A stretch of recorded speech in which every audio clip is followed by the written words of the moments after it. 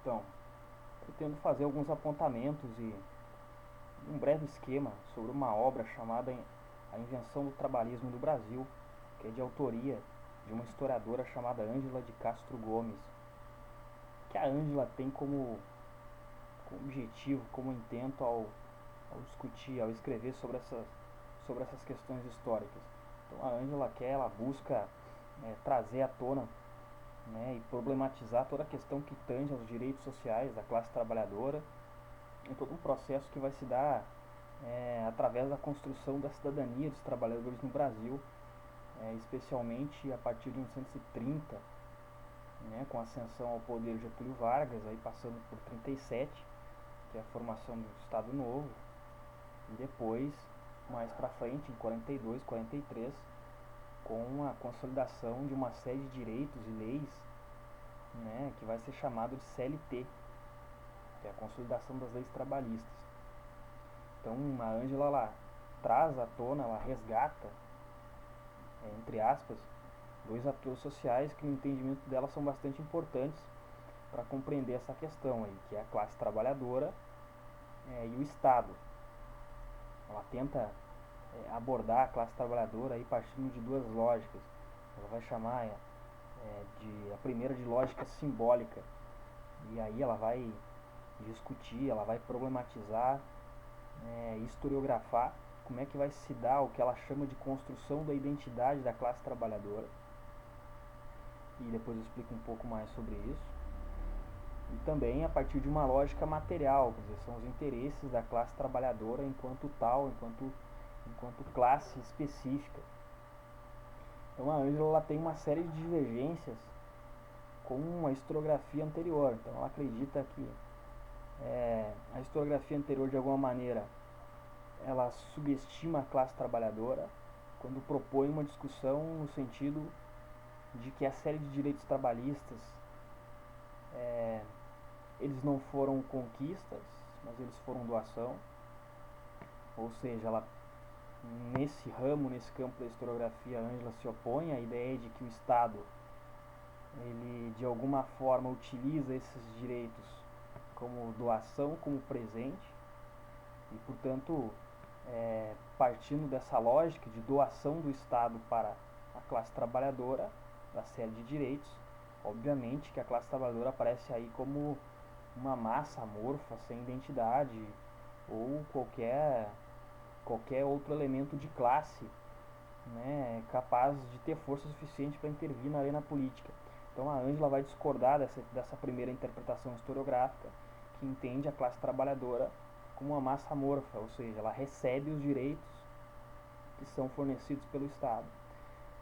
Ela também vai discordar de uma outra linha historiográfica, que entende que os direitos todos foram conquistas da classe trabalhadora, de maneira plena e de maneira efetiva.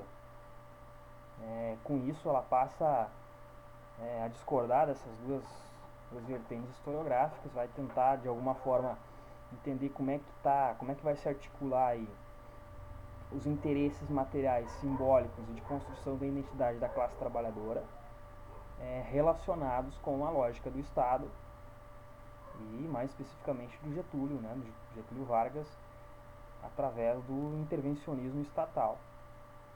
Então, como é que a Ângela vai fazer isso? Ela vai voltar no tempo, ela volta no final do século XIX, início do século XX, vai dizer, olha, a classe trabalhadora está começando nesses momentos a forjar a sua identidade.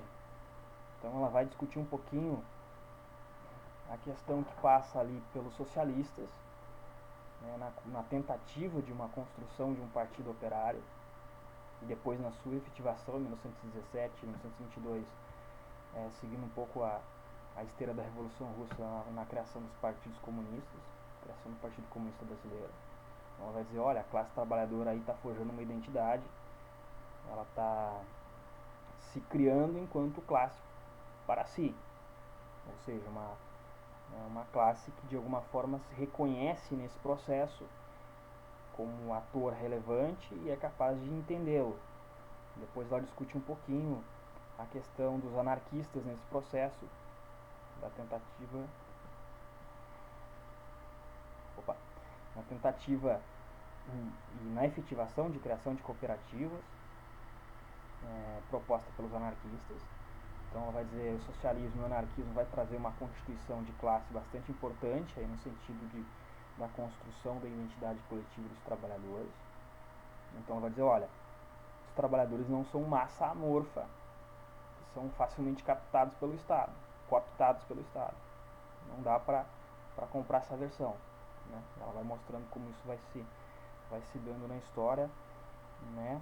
A partir da ação dos sindicatos, a partir da ação dos socialistas e dos anarquistas.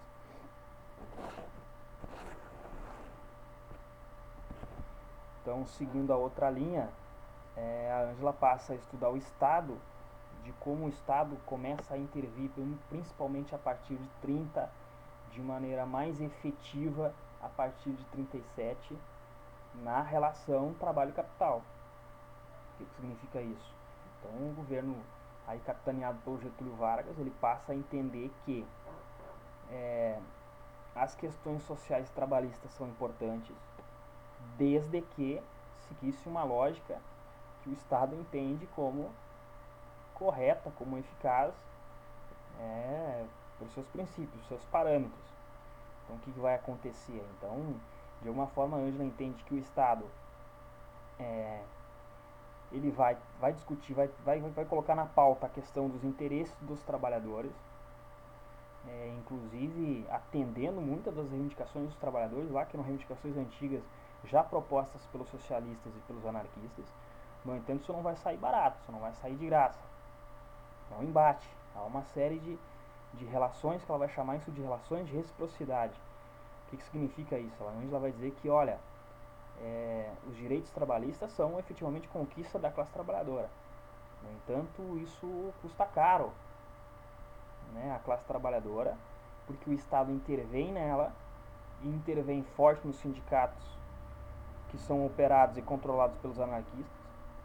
Então o Estado passa a intervir e vai dizendo assim, olha, ou vocês seguem a lógica que eu quero, ou a questão trabalhista vira um caso de polícia, como efetivamente virou um caso de polícia. Então a gente teve muitos sindicatos anarquistas que foram fechados, sindicatos comunistas que foram fechados, o Estado passa a balizar a questão sindical, né? E quando ele passa a balizar a questão sindical, por um lado ele atende os interesses efetivos, de certa forma, da classe trabalhadora, eles são direitos, são reivindicações antigas, mas por outro lado ele coloca o viés do Estado, o que a Ângela vai discutir, aí não é novo como conceito, não é ela que cria, não é um conceito que ela resgata, o corporativismo estatal. Só lembrando que é da Carta del Lavoro do Benito Mussolini, portanto a carta fascista, que vai balizar todo o intervencionismo estatal proposto por Vargas na questão das leis trabalhistas. Então a Ângela, ela discorda dessas vertentes historiográficas que entendem que os direitos trabalhistas são conquistas puras e genuínas da classe trabalhadora, mas ela vai discordar também de uma outra vertente que vai chamar isso de doação do Estado para com a classe trabalhadora. Ela vai propor que existe aí uma relação entre a classe trabalhadora e o Estado, que não necessariamente se configuram nesses parâmetros de doação ou de conquista de maneira simples, de maneira pura. Então ela vai dizer que o Estado ganha, como é que o Estado se beneficia a partir dessa série de direitos que os trabalhadores começam a angariar. Ora, o Estado passa a hierarquizar, ele passa a controlar e ele passa a intervir diretamente nos interesses da classe trabalhadora. Ou seja, através dos sindicatos, ela vai fazendo todo um resgate da lei sindical que obriga os trabalhadores, entre aspas, os trabalhadores a se sindicalizar. Os sindicatos que fogem ou que tentam escapar desse controle estatal são tratados como casos de polícia. Então ela tenta ver essa relação como uma relação de reciprocidade, né? E aí ela vai discorrer aí mais pro finalzinho da obra do quanto são conquistas da classe trabalhadora, mas também de alguma forma são controles, são mecanismos operados pelo Estado a fim de controlar a própria classe trabalhadora. Importante que se ressalve essa relação que ela traz, que é nova na historiografia, de uma reciprocidade entre Estado e classe trabalhadora. Mas para o final, daí ela vai citar a criação do PTB, o Partido Trabalhista Brasileiro, como um exemplo da reciprocidade desses interesses entre classe trabalhadora e Estado.